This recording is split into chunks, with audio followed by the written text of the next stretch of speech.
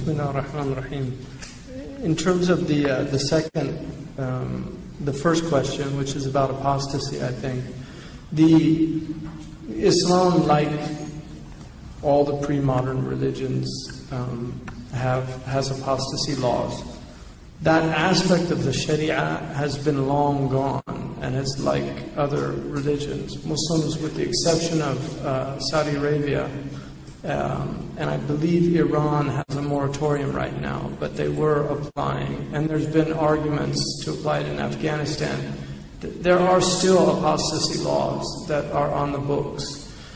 If you look at the early period of Islam, and there's arguments from Baha Jabr Alwani, actually a great Usuli scholar that I think is well known in Oman, wrote a book about arguing that the apostasy laws are really treasonous laws and shouldn't be seen as that. And that's one argument.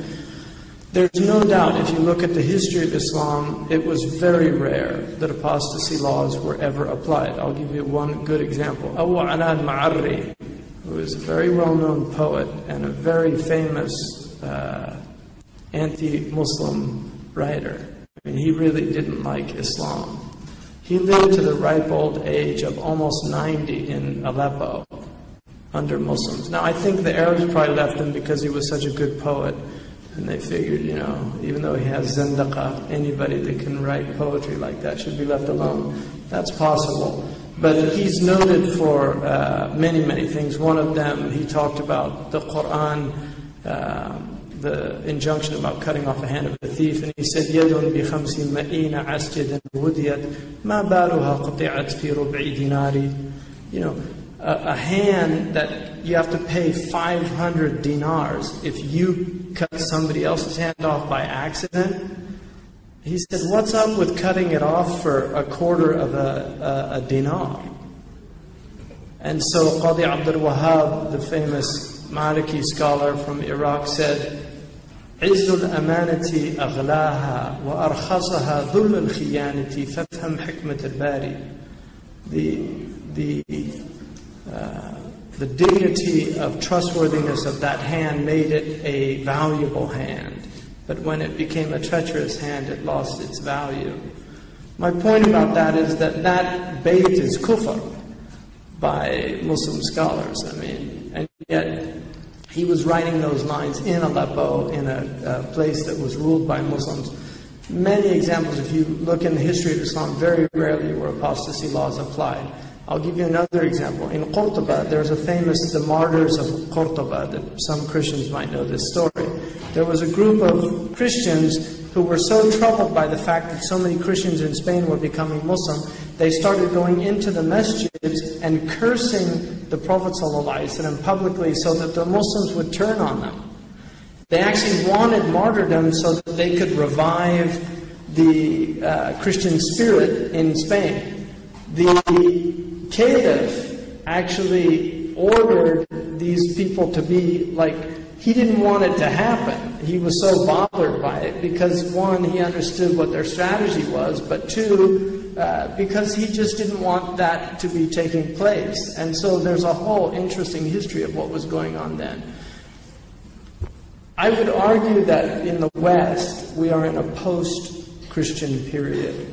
It's very difficult for Western people to understand when religion is central to your life and your experience.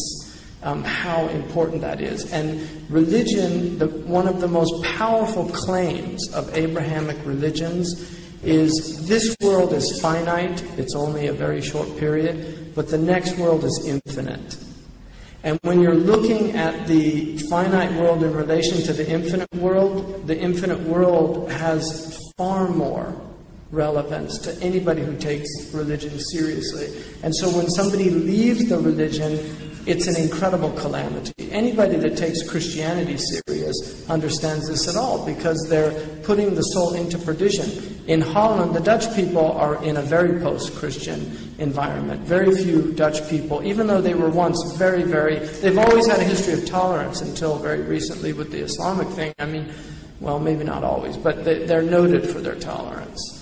And I think they still are a tolerant people. They've tolerated heroin addiction and prostitution and a lot of other things. that aren't so positive, but they are a tolerant people. And but religion is not taken seriously. And that's why it's very hard for a lot of Europeans to relate to the seriousness by which Muslims take their faith. And so if somebody leaves the faith in the family, it's as if they died.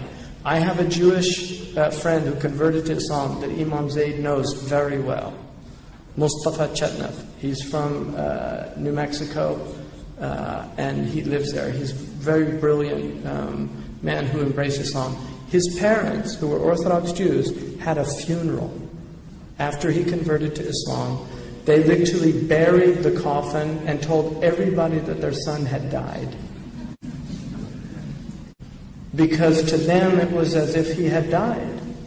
He told me, though, that his mother used to send cookies at Hanukkah time. See, mothers can't. You know, the famous story of the Christians tell about Jesus not letting all the people that didn't believe in him into paradise. And then when he went into the garden, he found all the people he had kicked out. And he said, what was going on? And it was, they said it was Mary. She was letting them in the back door. Because women have more compassion. You know, so that was the, the idea of giving a funeral was as if they had died. And I think for a lot of Muslims, that is a real, it's a great calamity and tragedy. But in terms of ridda, apostasy laws, we tell people, I know people in America whose children have left Islam. It happens. I encourage people to maintain their relationships with them because, one, it's a very confusing time we're living in. The Prophet ﷺ said, يُصْبِحُ الْحَلِيمُ حَيْرَانًا, that even intelligent people will become confused towards the end of time. And we know also that the atheists win in the end, because the Prophet said that the end of time won't come until there's no one left calling on God in the world. So Dawkins wins in this world. And we believe that.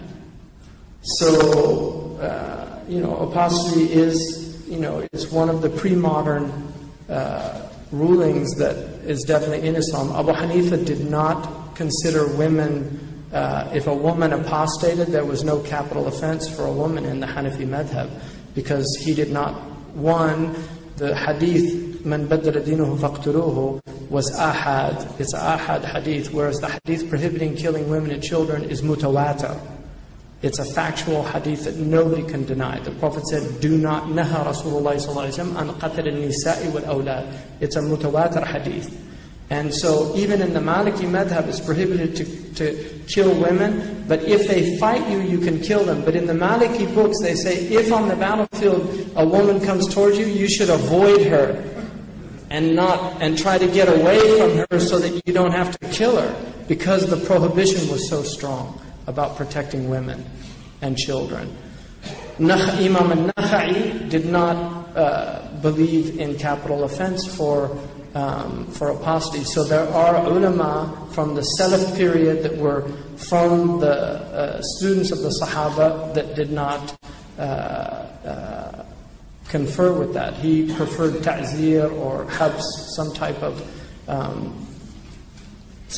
discipline that would get them back into the deen. So, but I know that there are many secular people in the Muslim world that don't really believe in Islam, but the idea of openly declaring that is still not done in most countries, although there are open secularists in many Muslim countries today. There are Ba'athists and people that don't believe in Islam. And in the end, I think that freedom of conscience is something that the Prophet ﷺ honored, and he was certainly very aware of persecution. And we read that verse in the Quran that al-fitnatu akbaru min al-qatli, al-fitnatu ashaddu min al-qatli. Persecution is worse than killing. The Quran very clearly states you can't make people believe. Do